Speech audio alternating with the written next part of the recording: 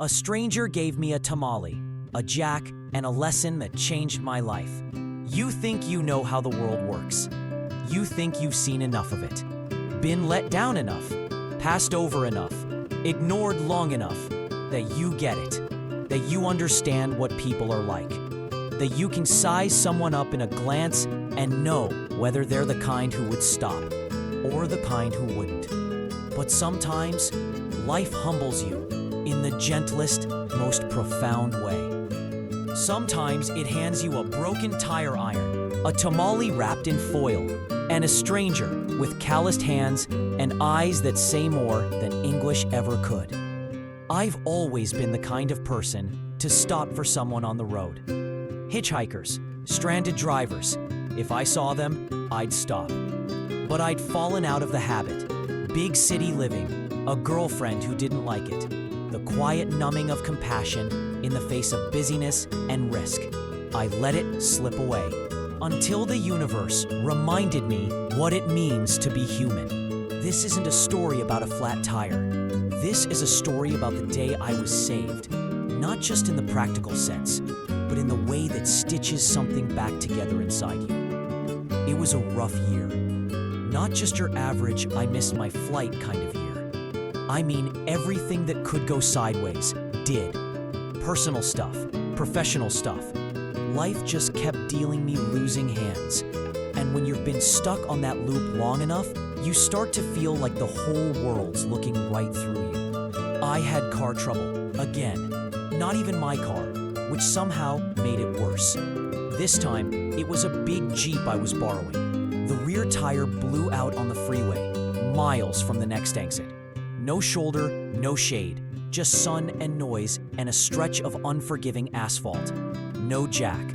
I had a spare. I always make sure there's a spare, but no jack. The one thing I needed, and I didn't have it. I made signs, big ones. Need a jack.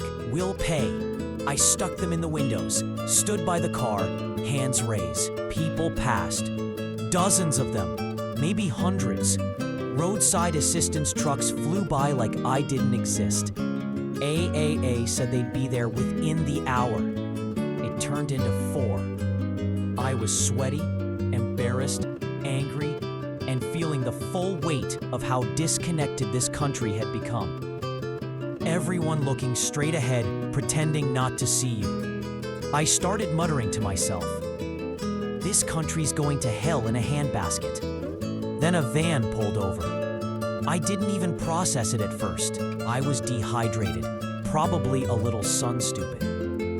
But then I saw a man hop out, jogging toward me. Behind him, inside the van, was a family, his wife, several kids. All eyes on the stranger they'd just stopped to help. He approached quickly, smiling, then called for one of his daughters. A young girl, maybe 9 or 10, stepped out. She spoke English. He didn't. But they'd done this dance before. He explained the jack situation, and she translated. They had one, he said, but it was too small for the Jeep. So they'd brace it. With what? He didn't answer. Just walked into the brush beside the road and pulled out a saw. A literal saw. He found a downed tree, cut a thick piece of log, rolled it over, and placed the jack on top. He nodded. We were in business. I started unscrewing the lug nuts, and snap, I broke his tire iron. I was mortified. It was one of those collapsible ones, and I wasn't careful. The head snapped clean off. I looked up, ashamed. He shrugged, jogged back to the van, handed something to his wife. She drove off. 15 minutes later, she returned with a new tire iron. No questions, no complaints. We got the tire changed. Both of us were covered in dirt, sweat pouring down our faces. His wife handed us a jug of water to clean up. I tried to slip a $20 into his hand.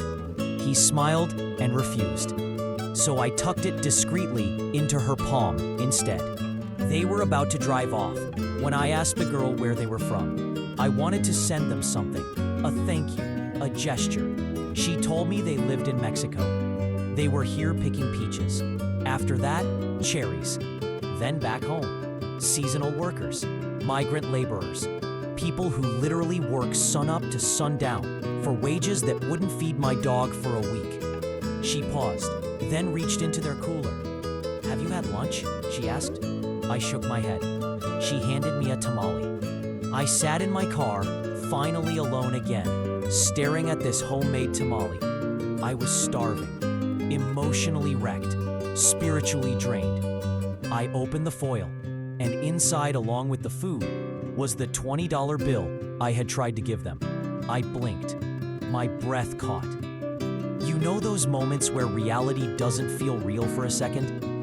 That was me. I grabbed the cash, bolted to the van, waving my arms. He rolled down the window. I held the bill up, desperate to return it. "Por favor," I pleaded. "Por favor." He just smiled and shook his head. The same quiet warmth, the same unshakable dignity. Then, slowly, deliberately, with his brow furrowed in concentration, he spoke. "Today you, tomorrow me." That was it. 4 words, spoken in broken English. But they hit harder than any poem, any sermon, any lecture about morality or kindness. Today you, tomorrow me. He rolled up the window. His daughter waved at me from the back seat.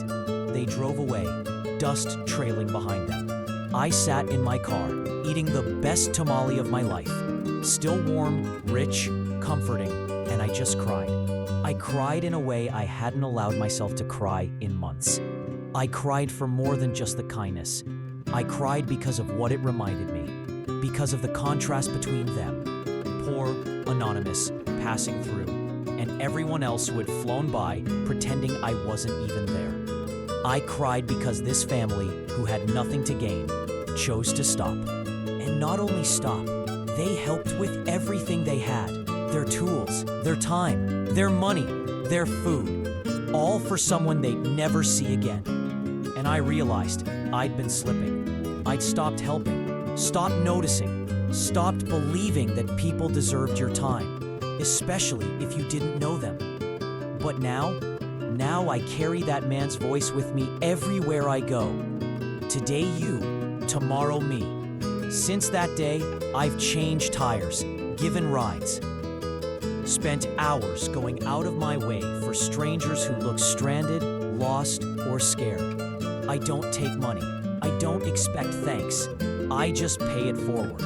I tell them the same thing every time. Sometimes we forget the kind of person we wanted to be. Sometimes it takes the most unlikely stranger to remind us. That day, a man with dirt under his nails and love in his hands gave me more than help. He gave me a reason to believe again, a reason to be better. So now, whenever I see someone stuck on the side of the road, I don't think twice. I stop. And when they ask me why I helped, why I cared, I just smile and say, today you, tomorrow me. And then I drive away, remembering the best tamale I've ever had. Do you like stories like this? Click here to watch more.